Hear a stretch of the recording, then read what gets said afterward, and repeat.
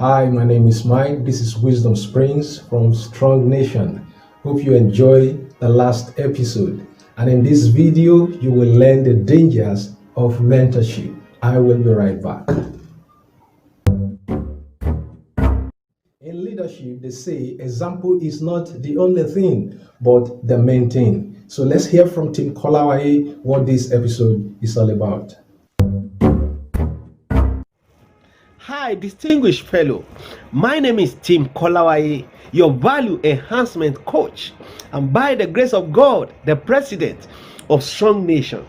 Strong Nation is a global enlightenment system, the citadel of new knowledge, with a mission to impact every sphere of human existence. I welcome you today to Wisdom Springs, your monthly enlightenment series, and in this episode, I will be sharing with you what I caption false prophethood. In this episode, I'm not going to be telling you what you're already used to, but probably what you have never heard. Because if I do, I will only be helping you to maintain status quo. You see, there is a huge difference between generally accepted knowledge and new knowledge. The former only maintains the word, but it is the latter that advances people and things. Going forward, it is imperative for you to know the factor that initiated this subject, which is the incessant rise in the practice of falsehood in our society. Just because you are in church doesn't mean you're not going to be taken advantage of by a pastor.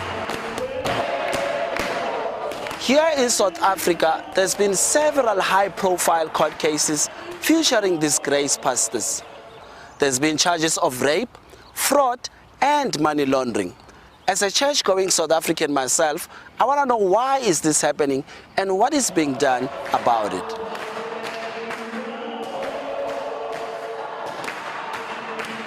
There are so many horrible abuses that I've encountered. I've encountered a 14-year-old who was allegedly raped by a prophet.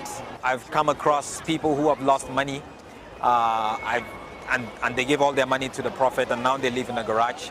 I've come across women who've been abused, sexually harassed. All the abuses are continental. You get it across the continent. In Lagos, Nigeria, the same story. In Accra, Ghana.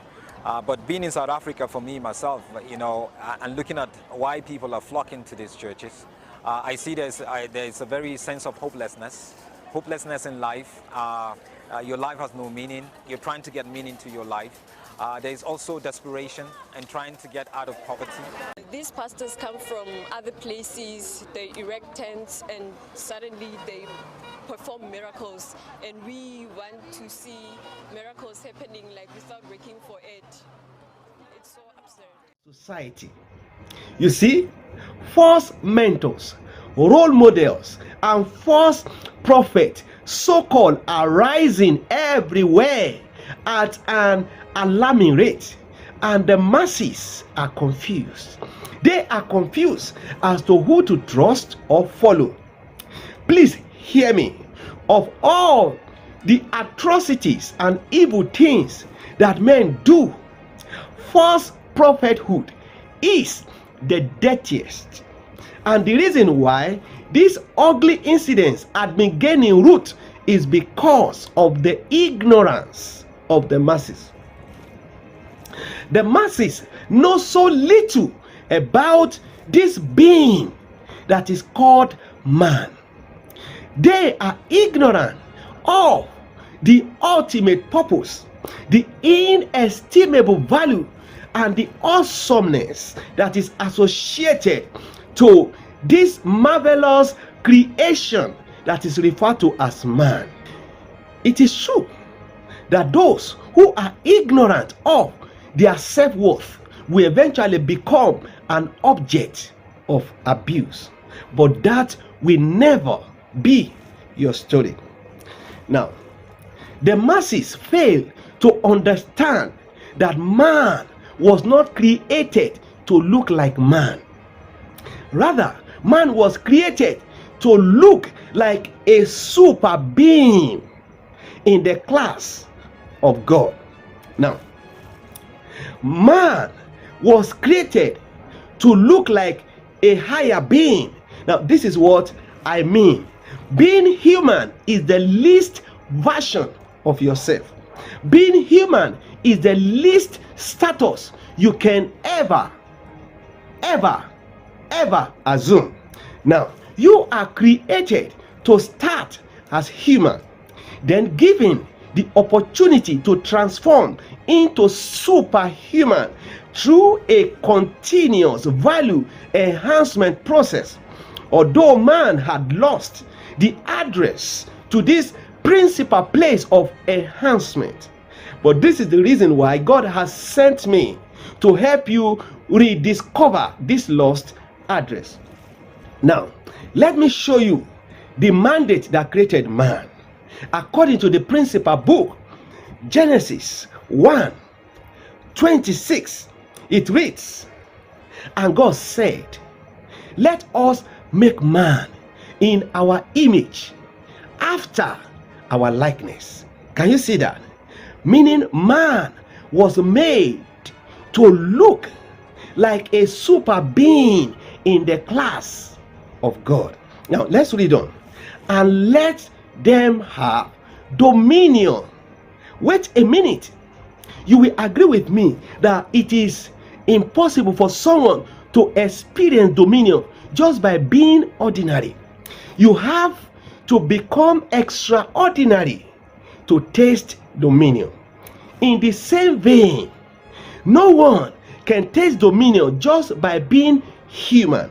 You have to become superhuman to experience dominion. Now, in chapter 5, verse 1b, it says, "In the day God created man, in the likeness of God made he him." Can you see that again? Meaning, man was not made to look like man. Rather, man was made to look like a higher being in the status of God. Man was not made to look up to man. Rather, man was made to look up to God. Man was not made to mimic another man. Rather, man was made to mimic and to behave like God. Now, this is exactly where we have missed it. We have been doing the opposite. You see, if being superhuman like God is the ultimate status that man is expected to attain, then tell me, who is that man that is capable enough to mentor man onto becoming an exceptional being in the class of God? I tell you, no man. No man is in this category. And I tell you this truth. The reason why exceptional men have not been rising on the earth is because man had benchmarked his achievement according to the motivation that human mentorship can provide. The reason why exceptional economists, intellectuals, inventors, writers, composers, leaders, singers, orators, the reason why they've not been arising on the earth is because man had limited his achievement according to the level of the motivation that human mentorship can provide. The place of great men in terms of influencing others to become better cannot be undermined. Nevertheless, the role of man is principally not that of mentorship, but to point men to their right mentor. Now, all through human history, the greatest of men that ever rise were never mentored by man. Rather, they were mentored by the greatest of spirit. They were motivated and propelled. They were driven by his brightest and excellent spirit. Now tell me, who mentored Abraham, the icon of blessing and the symbol of greatness? He wasn't mentored by any man. He was only mentored by his greatest spirit. Now, who mentored Joseph, the greatest economist that ever lived? This was the man who bought all the money that was in the land of Egypt. He bought their money, he bought their livestock, he bought their landed properties, and he bought the people. Now, who mentored Moses, the greatest conqueror that ever lived? This is another man again who single-handedly conquered the land of Egypt in his days. Egypt was reputed to be the most powerful and civilized nation in his days. Okay, tell me, who mentored Samson, the greatest superman that ever lived bodily? Who mentored David, the greatest king, the greatest political leader, and the greatest warrior that ever lived?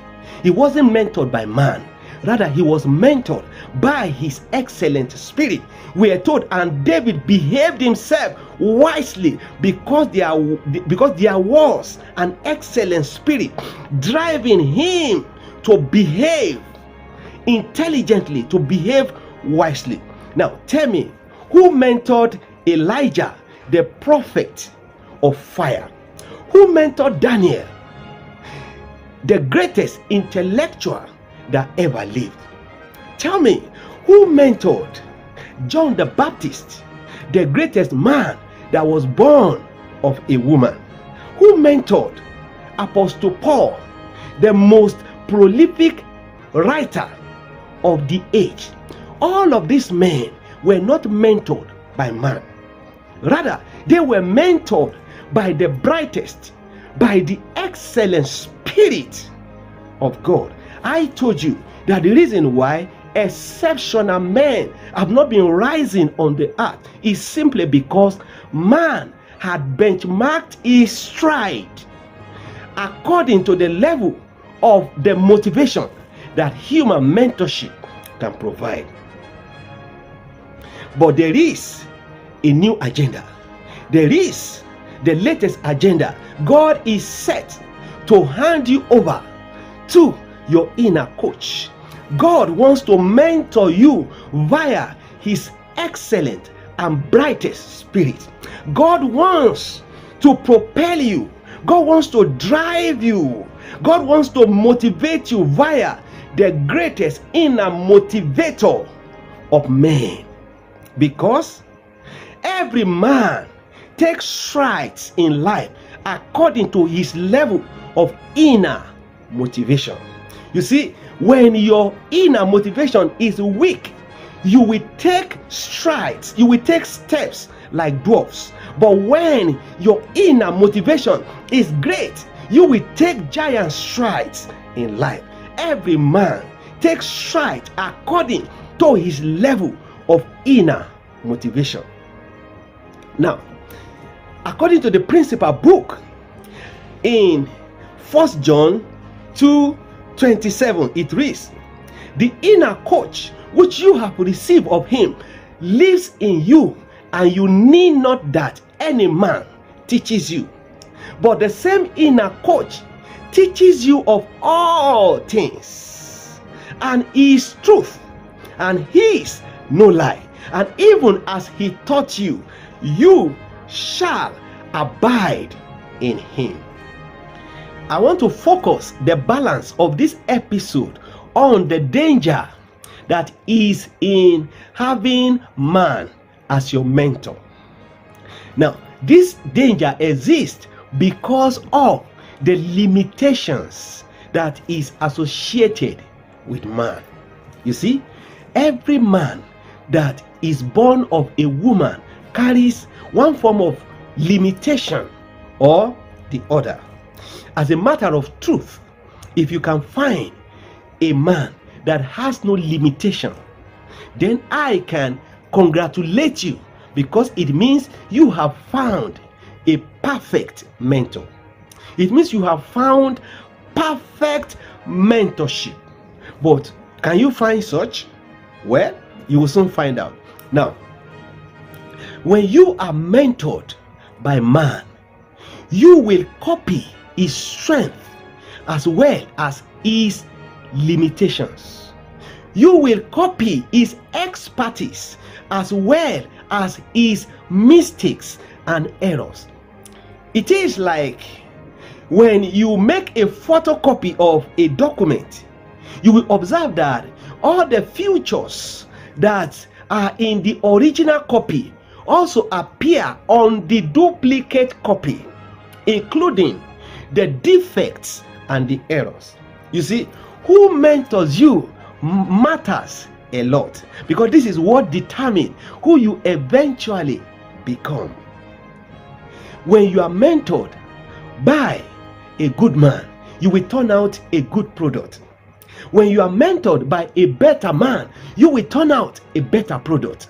And when you are mentored by the best man, you will turn out the best product. What you look at is what determines what you look like, and this is a universal law. When you look at the sun, you will look like the moon. Nothing is brighter than what it's looking at. No servant is greater than his master, says the principal book. And this is the reason why you need to position yourself in order to behold only what has no limitations. You see, it is not a smart move to literally photocopy men. Rather, it is a wise move to X-ray copy them. Be a follower of me to the degree to which I am a follower of Christ, who is the standard version. Okay, now, the only man that is qualified enough to mentor another man is the man that has no limitation, the man that is without limitations. And there is only one man in this category, and this is the only man we are instructed to look at. Of all men that walked the earth, he is the greatest. He is set apart. He is in his own class, according to the principal book of resource, John 3 verse 34b. It says, paraphrased, he is endued with extra human abilities without measure. Can you see that? Without measure. There is no any form of limitations. There is no any form of limitation with him. And this is the true mentor to look at. Looking unto Jesus, the author and the finisher of our force of possibilities. Now, embrace is saying today, and you can never be misled. Wherever you can find counterfeits, it is a strong indication that the original also exists. There are still true patriots and trustworthy leaders out there whose lives and works are worthy of commendation. Although the time may not really permit me to mention their names in this particular episode, but I identify with them and I celebrate them also. Wow, it's so beautiful talking with you. Once again, my name is Tim Kolawai, your value enhancement coach, and I'm looking forward to seeing you in the next episode. For now, bye. That's Tim Kolawai there, a mental development coach. So do your due diligence before following. Do it before you choose a mentor. So connect with us on Facebook, on Instagram, and you can like and subscribe to our YouTube channel. Until then, stay inspired.